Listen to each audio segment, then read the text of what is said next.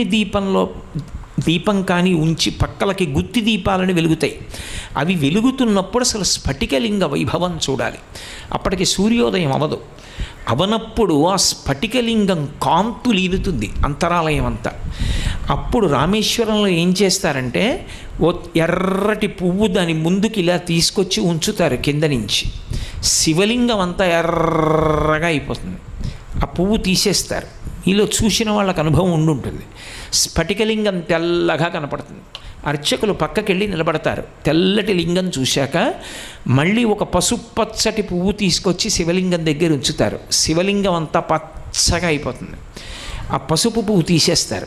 మళ్ళీ అర్చకులు పక్కకెడతారు. తెల్లగా కనపడుతుంది. ఇదంతా అయిపోయిన తరువాత దర్శనం పూర్తయిపోయింది, వెళ్ళిపోమంటారు. ఎందుకలా?